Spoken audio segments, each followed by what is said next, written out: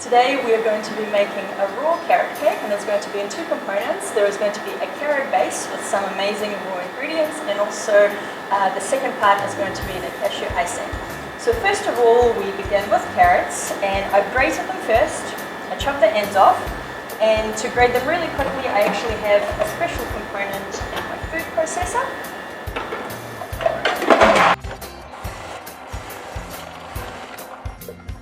I'm going to move the carrots out just for now while I'm going to be processing the rest of the ingredients.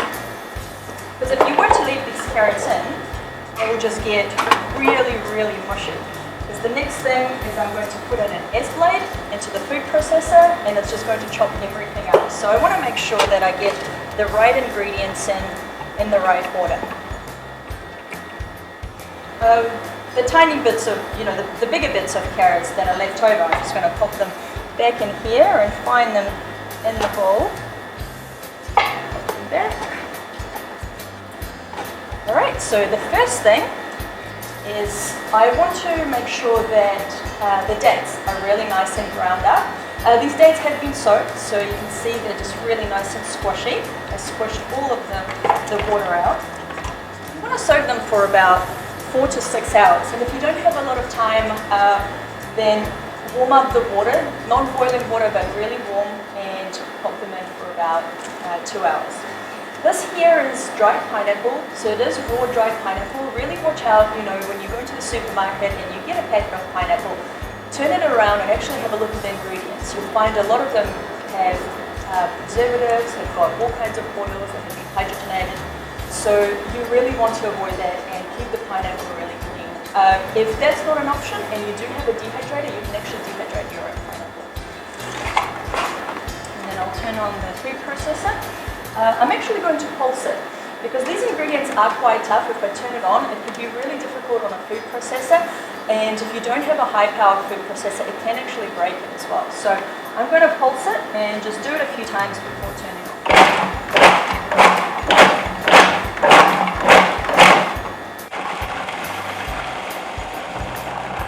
When you start hearing this sound, you're going to know that this part is ready, because also inside you can see it's all mushing up into one big ball, which is a good indication that everything, all the sticky bits are really nicely chopped up. So next I'm going to add in all the rest of the ingredients, and I'm going to sprinkle them in rather than just pouring them over so they don't bunch up in one big clot. So what I did put in was ground flax seeds. You can buy ground flax seeds, but it's actually better to, if you've got a coffee grinder or a nut grinder, to buy them whole and do them yourself. That way they're going to be really, really fresh, and you're going to know they're not going to go rancid. They've got these amazing oils, really essential oils, and normally when they hang around on the shelf, completely ground up, they can lose their taste, and also they can start to smell quite funny. So this here is just oats, and they're sprouted oats. You can buy them in a lot of different health stores now. And I did exactly the same thing. I ground them up in my coffee grinder. So next, I'm going to try and go for all the dry ingredients first. So I've got all of those down. This is mixed spice, 2 teaspoons of that. This is cinnamon, 1 teaspoon. Half a teaspoon of Himalayan salt. I'm going to pop in the carrot now. Sometimes you can get carrot that's really, really juicy, and especially if you are working with your own grater, you can find that it releases a lot of juice. So just kind of squeeze it out with your hands a little bit, because you don't want this cake to be really runny. Mine was all good. So now as for the rest, this is melted coconut oil. It's really nice and warm right now, so this is literally room temperature.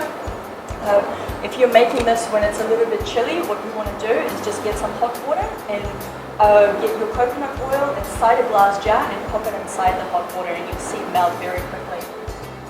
So, and lastly, we've got some maple syrup. And now I'm going to do exactly the same thing. Instead of turning it straight on and There's a lot of stuff in the food processor right now. I'm going to pulse it for a while and then turn it on.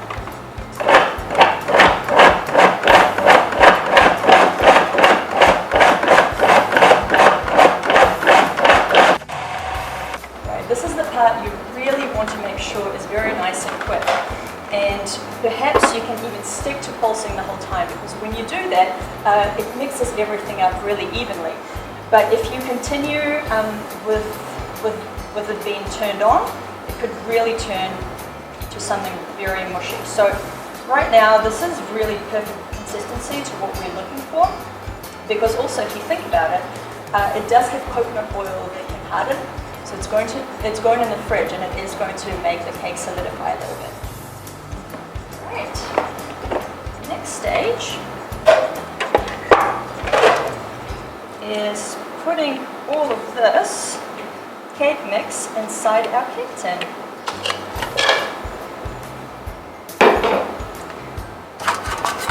I've got a removable bottom cake tin over here, so it's going to be really nice and easy for me because it's completely adjustable.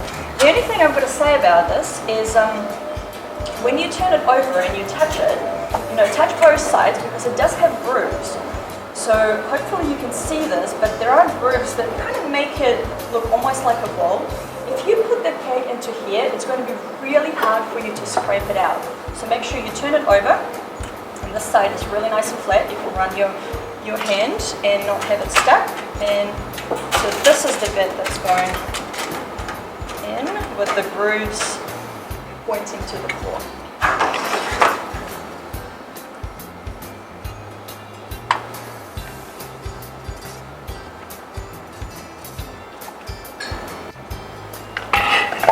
Now that the whole mixture is in, I just want to very carefully use a nice soft spatula and even out the whole base. By the way, this cake tin is 9 inches or 23 centimeters, but you can see it doesn't take up their entire cake, it only basically covers the bottom. So you can use a much smaller cake tin, and it's just going to be a higher cake for you.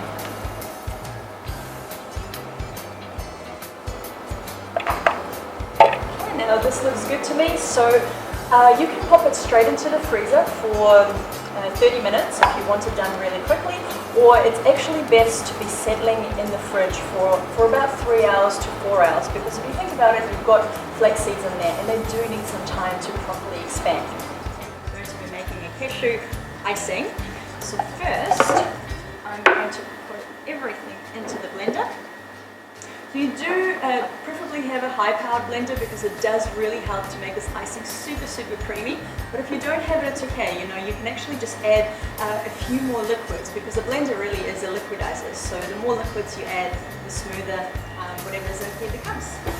These cashews have been soaked for 6 to 8 hours. So it's going to be making it a lot easier on your digestion, and also a lot easier on the blender as well. Now I'm going to pop in the melted coconut oil, followed by liquid agave. I'm going to use a lime, because limes are in season right now, but you can easily use a lemon.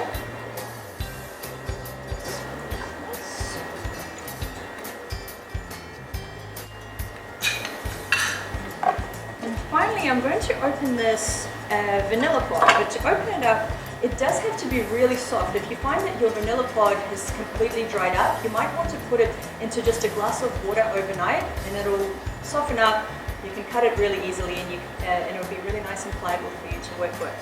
So I'm going to cut off the edge, and then slowly work my way across the vanilla pod with a sharp knife. I mean, you can use vanilla extract or vanilla powder. In here, if you use vanilla powder, just keep in mind that this icing will come out quite dark.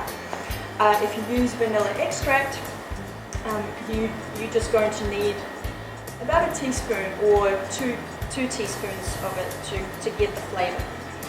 But this is literally the best flavor. So I'm going to hold it like this and get all of the seeds out. Turn it over and get the rest. You can see all of the seeds are now right here on the teaspoon. Okay, that's ready to go. Put the lid on. It's always a good idea to use a tamper because it really helps to push everything down onto the blade, but it's not necessary. We do have quite a lot of liquids in there.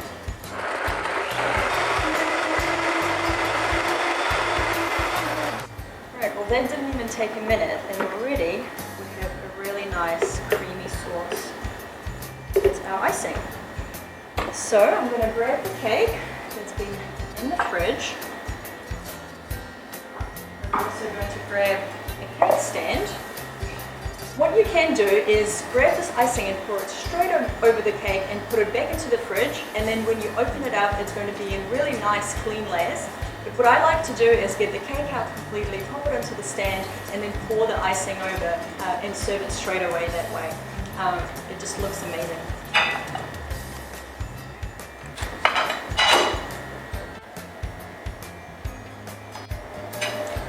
So this icing can go straight over, or what you can do is you can actually pre-cut it, so you're not going to see all of the slices underneath because the icing will cover it, but it's going to make it a lot easier later, so you can just pull out. Okay. Some people might want smaller slices, so cut a few smaller ones. This can just pour right over.